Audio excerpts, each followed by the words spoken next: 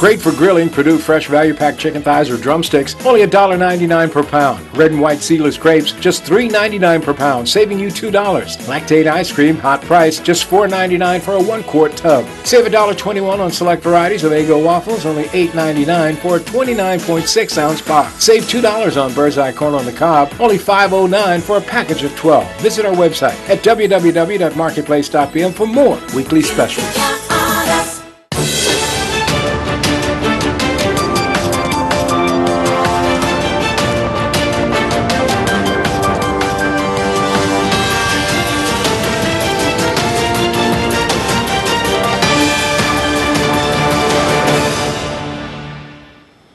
You're watching Bermuda Tonight. It's Thursday, June the 20th. I'm Jasmine Patterson, and thanks for joining us. A man found guilty of sending emails to the Premier of Bermuda calling him a liar, a thief, and threatening to kill him has been ordered to undergo psychological assessment. 29-year-old Jared Gordon was due to be sentenced in the Supreme Court today, but Justice Charles Simmons says further reports are needed before his fate can be decided.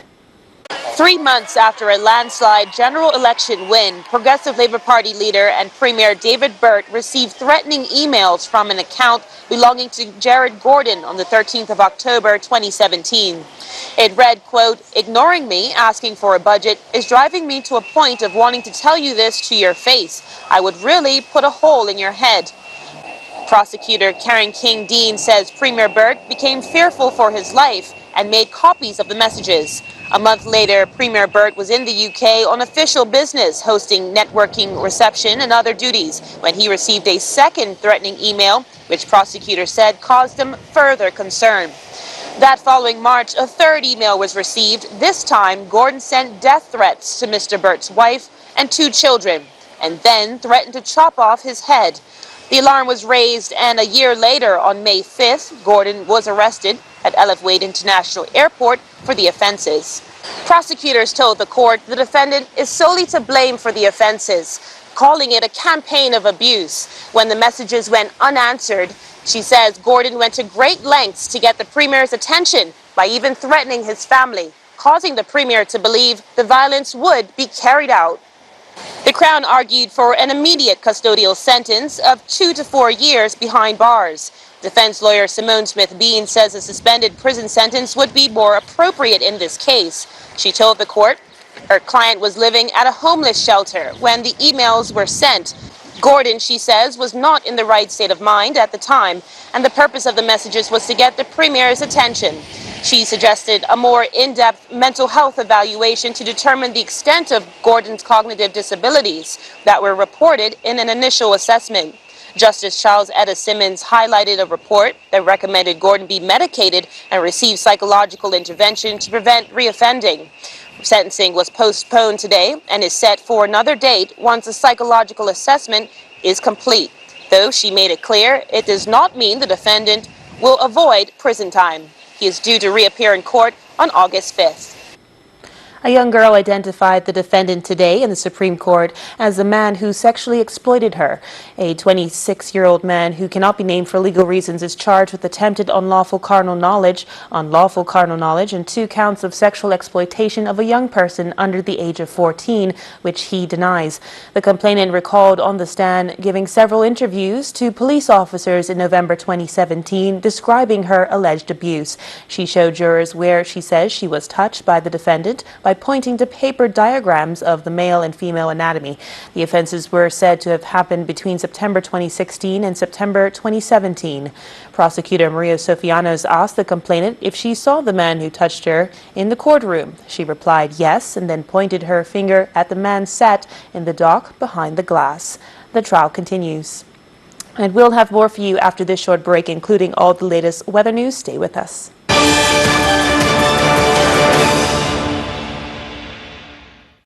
Cal is back. He's been hearing about open internet and wonders if it applies to Bermuda. The short answer is yes. Open internet, or net neutrality, is the principle that internet service providers, referred to as ISPs, must provide access to all lawful websites and online data equally, regardless of whether you're posting pictures to Instagram, watching your favorite sports team, or even streaming movies from Netflix. Without open internet, ISPs could influence what you see and how quickly you see it by speeding up some services and slowing down or even blocking your access to legal content or apps.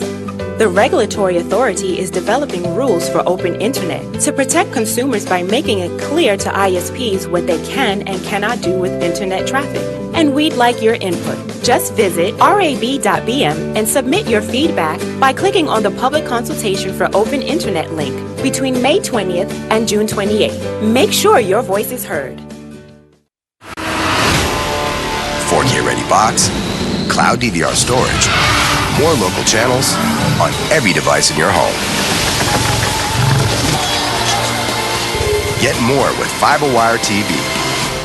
You can count on us. Driscoll strawberries, only $4.99 per 1 pound package, saving $2. Fresh ground beef family pack, just $2.99 per pound, saving $1. Hot price on old time butter bread, only $4.99 for a 22-ounce loaf. Select varieties of Kool-Aid drink mix, just $5.39 for a 20-ounce tub. Keto diet approved Epic pork rinds, only $4.99 for a 2.5-ounce bag, saving $1. All stores open Monday through Saturday until 10 p.m. and Sunday 9 a.m. to 7 p.m. for your shopping convenience. You can count on us.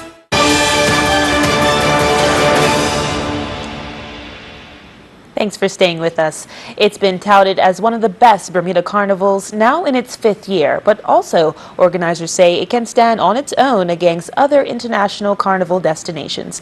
BHW directors estimate around 1,000 visitors came to the island for the festivities. Let's take a look.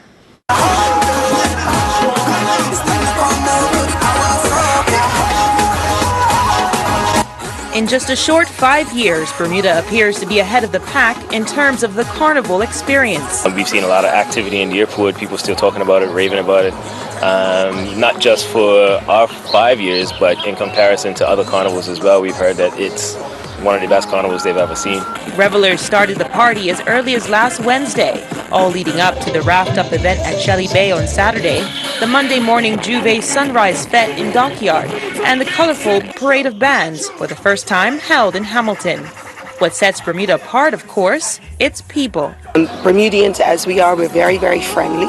So when we have foreigners that visit here, that's one of the things that strikes them.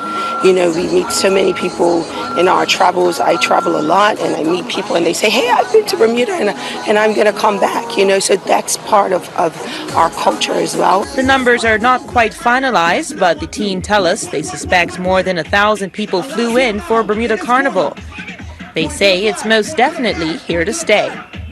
We all have Caribbean cultures in our background. I mean, as far as our parents or maybe our grandparents, and I think it's an issue of, as long as we have a clear idea of what we'd like to do, and we will over time, which already we have, there is Bermudian elements in it. Another attraction to the island, its security.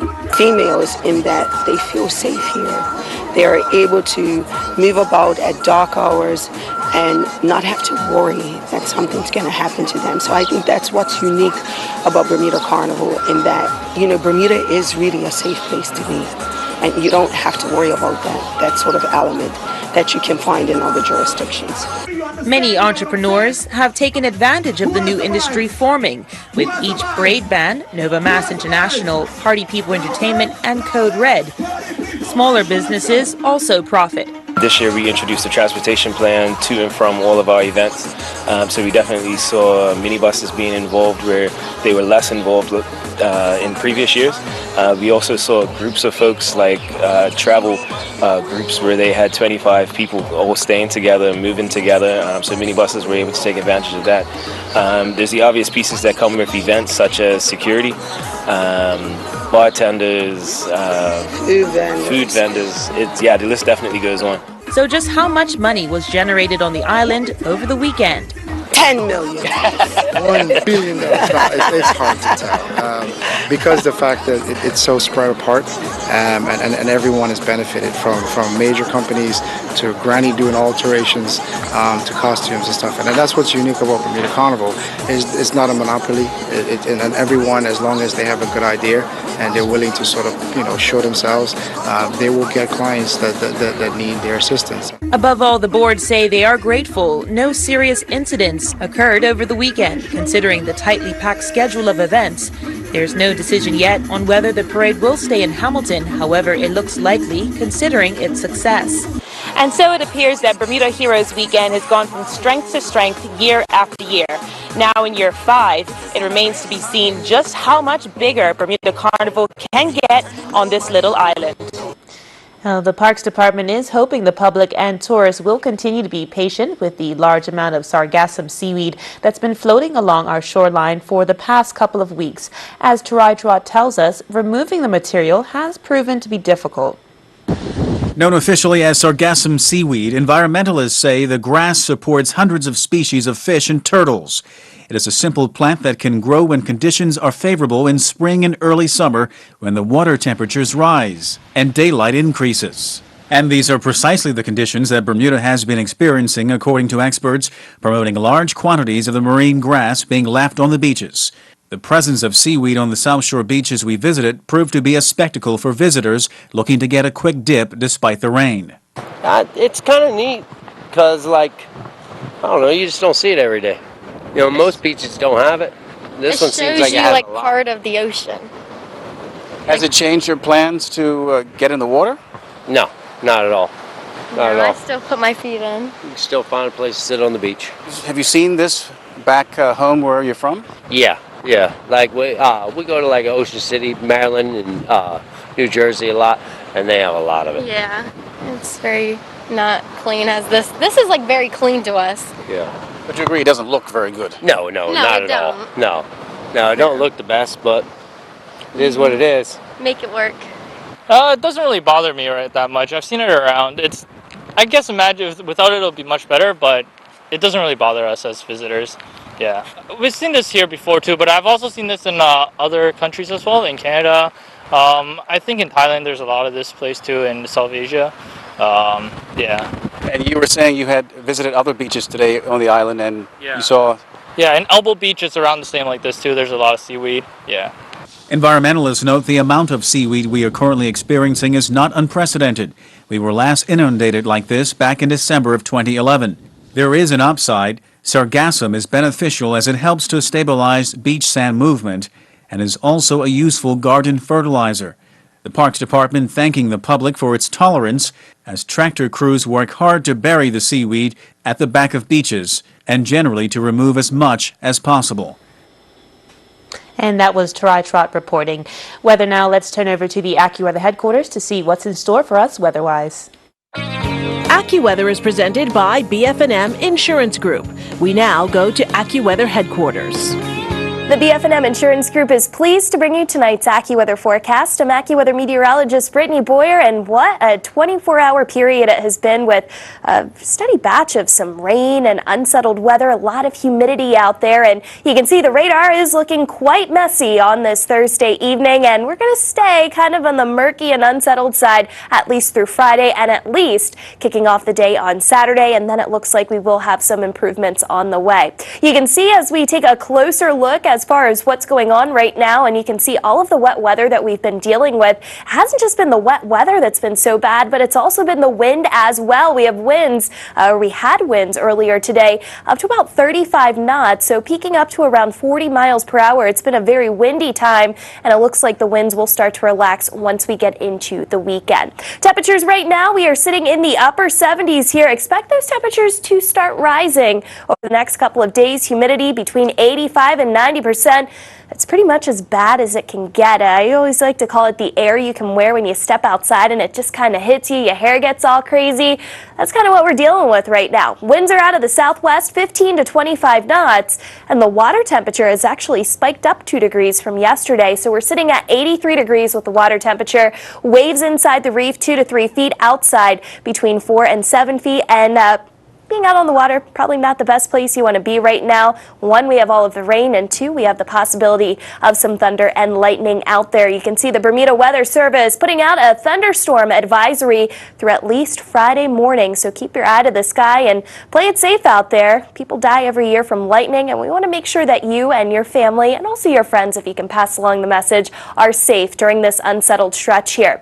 A small craft warning through Saturday afternoon, which is why I said Being out on the water, not exactly where you want to be, at least for the short-term period, but conditions will improve later in the day on Saturday. Tidal times right over here for you. We have our high tide coming in at 11:38 tonight. And overnight tonight, temperatures stay warm, 77 degrees. We'll keep the showers around. We'll also keep the breezy conditions around. And as I mentioned, temperatures are going to be on the rise. A high of 84 degrees for your Friday. Mostly cloudy skies. It will be windy at times. And yes, it's still going to be wet as well. If you're doing any traveling and you want to know what's going on in a few other spots, we have the Caribbean outlook here. Also unsettled Jamaica, Barbados, and Trinidad with showers and storms around. And if you're maybe heading back home or getting away here, here's a look at a couple of cities, the forecast as we head into our Friday. A look at your extended forecast. It's going to be another murky day and humid day out there on Friday. Some morning showers and windy conditions Saturday morning. And then the winds will relax. The sky will start to clear out. Sunday looks good, and so does Monday with clouds and sunshine. Next chance for some rain looks to come early next week. AccuWeather was presented by BF&M Insurance Group.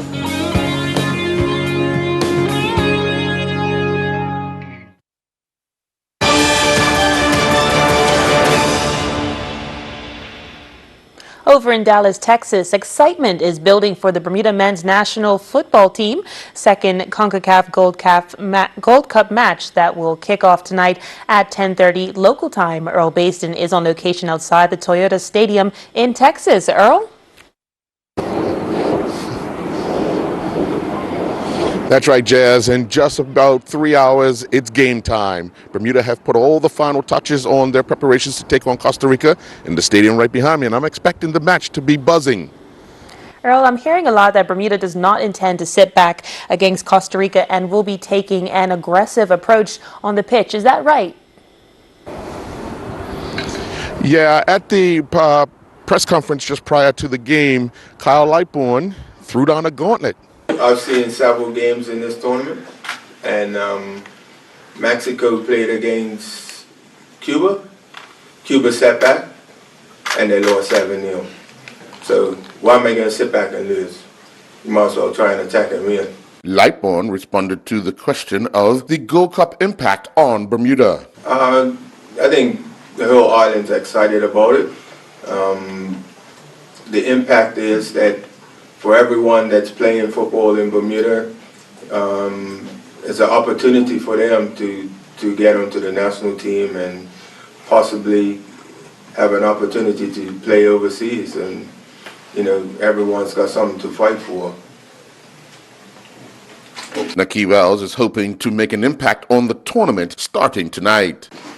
Yeah, of course, you know, playing at this level for my country is new to myself. You know, it's one that I'm relishing.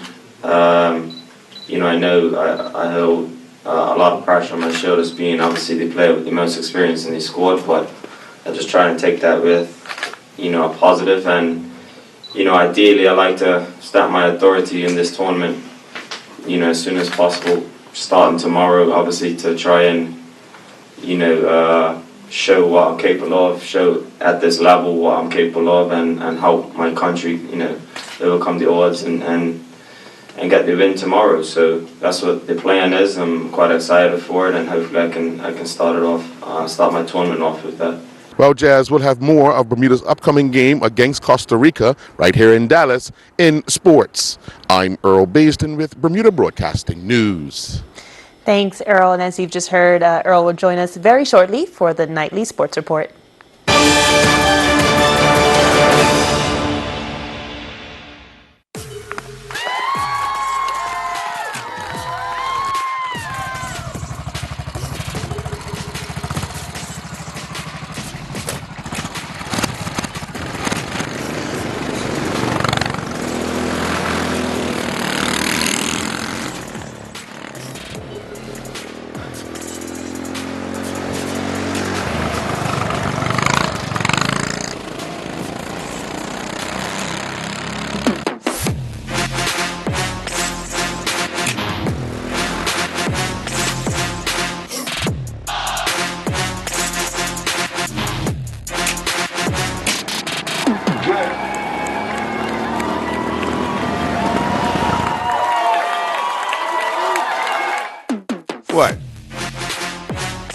You want to race? Rubber Duck Derby 2019. Raffle tickets now on sale. Bring the whole family. Presented to you by Friends of Hospice and Lindo's lead sponsor.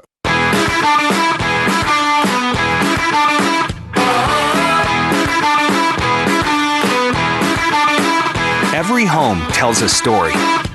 Your story is all yours. Big kid, too cool. I make my own rules. Wherever you live, whatever your style, express yourself. My style says what's up. Don't wanna ever grow up. So many styles to help tell your story and create your unique dream home. We're gonna stand out, break away from the crowd. Start shopping for furniture at U.S. prices today. Lifestyle Furniture is Bermuda's newest furniture store and is proud to be the home of the #1 furniture company in the world, Ashley Furniture. Visit lifestylefurniture.bm or stop by our showrooms today. Lifestyle Furniture, this is home.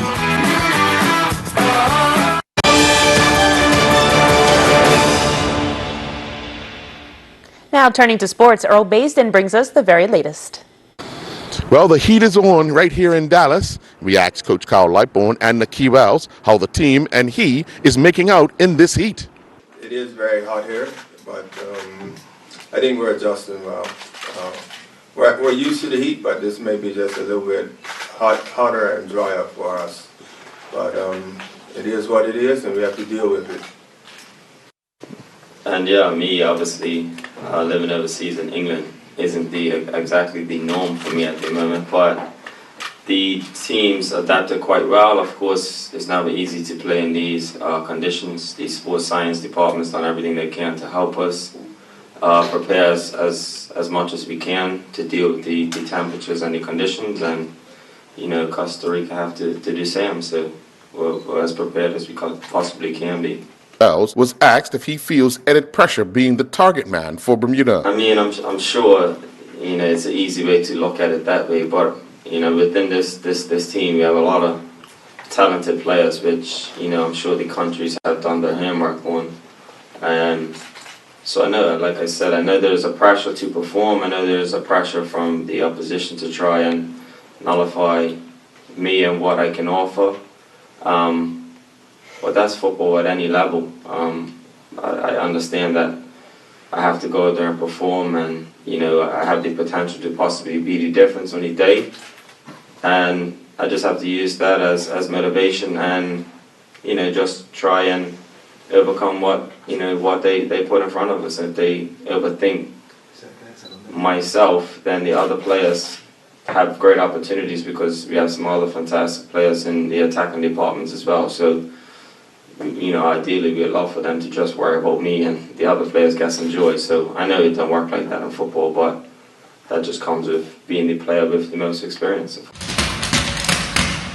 Bermuda continued competing in the Davis Cup Americas Group 3 event in San Jose, Costa Rica. Bermuda took on Jamaica in their third match and went down 2-1. First to go on the court was youngster Trey Mallory, who defeated Jacob Bicknell in a 3-set battle that lasted 2 hours and 47 minutes. Bicknell won the first set 7-6. Mallory would level the match at 1-1 when he won the second set 6-3. Mallory would win the third and final set in a tiebreaker 7-6. Tariq Simons made his debut taking on Roland Phillips. Simons would fall in straight set 6-2, 6-2 in a match that lasted 1 hour and 9 minutes. With the match now level at 1-1, Gavin Manders and Neil Tolson took to the court for the doubles against Dominique Pagan and Phillips. Manders and Tolson would go down in straight set 6-1, 6-3 in a battle that lasted 57 minutes.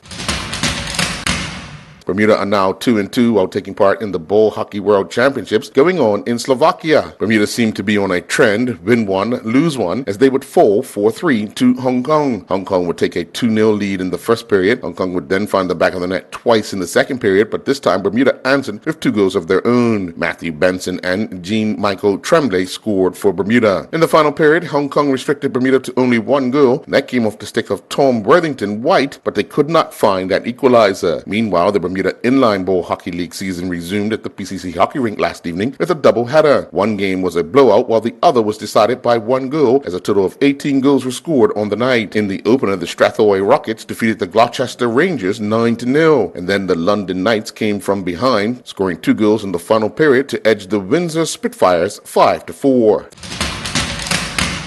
3 boys and 2 girls began competing in the annual Pan American Junior Squash Championships going on in Canada. In the boys under-19 division, Taylor Carrick won his opening match in straight games 11-2, 11-1, 11-4, while Charlie Riker would fall in straight games 11-1, 11-4, 11-love in the same division. Anaya Smith would advance in the division when he picked up a straight games win 11-9, 11-1, 11-love. Carrick and Smith teamed up for the under-19 boys doubles and they would defeat their opponents 11-10, 11-4. Abigail Brewer and Charlotte Tugord recorded byes in the opening round in the girls division. 23 Harbor swimmers attended a swim meet in Fort Myers, Florida. With many of the kids, it was their first overseas trip that they competed in and had the opportunity to swim in a field of over 465 swimmers from several U.S. states. Arabella Newport Derbyshire captured silver medals in the girls 10 and under 200-meter IM, 100-meter backstroke, and 50-meter butterfly. She had also captured bronze medals in the 50, 200, and 400 freestyle, as well as the 50-meter backstroke. Sienna Sperling captured bronze medals in the girls 10 and under 100-meter breaststroke, and Violet Smith captured a bronze medal in the girls 10 and under 100-meter backstroke. The Wednesday night sailing series that starts and ends in the Hamilton Harbor continued with 30 boats going to the start line for race day 9. Nasty Medicine was the first boat to cross the line on the night, clocking a time of 1:10:26, and with the corrected time of 1:16:50, saw them finish first on the night. Air Force was the second boat across the line, clocking 1:23:05, but with their corrected time of 1:17:53, saw them finish second on the night. Salona 2, who was clocked at 1:32:42, and with their corrected time of 1:18:47, saw them finish third on the night. Smoking finished fourth on the night with a corrected time of 1:19:40 after crossing the line on a time of 1:26:10. Mayhem rounded out the top 5 finishers with a corrected time of 1:19:42. I'm Earl Baisden with Bermuda Broadcasting Sports.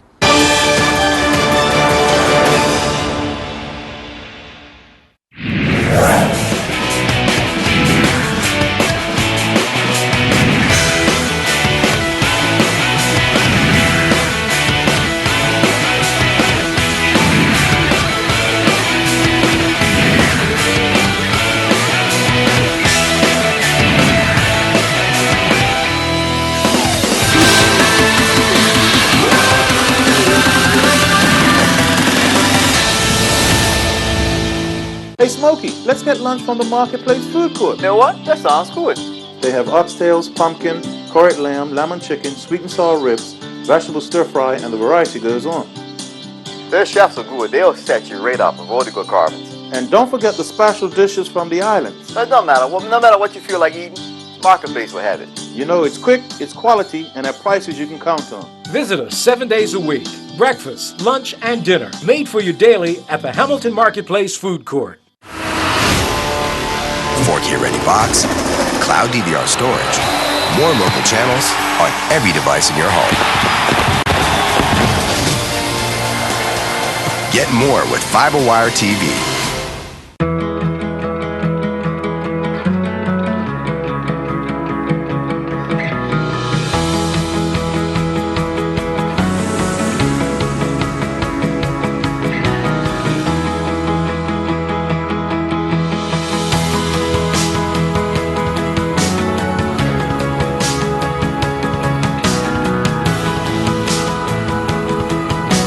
Enjoy memorable moments brought to you by ZipX. Bermuda Broadcasting Company is pleased to present live updates on the CONCACAF Gold Cup competition featuring Bermuda's national senior football team. Join Earl Baisden as he covers our national team competing in Group B, featuring Haiti, Costa Rica, and Nicaragua. Live updates will be carried on Power 95 Radio and our nightly television newscast. A special presentation of ZBM Realty and Associates.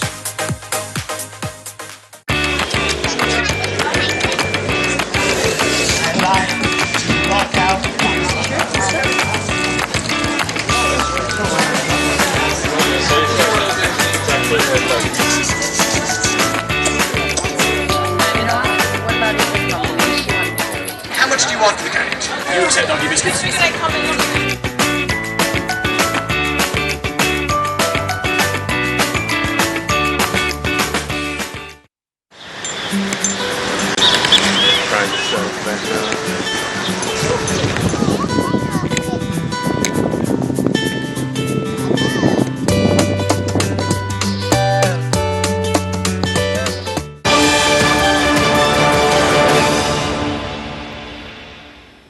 That's all from us here tonight. Thank you for tuning in. I'm Jasmine Patterson. Good night. Jasmine Patterson's wardrobe and makeup is provided by Gibbons Company.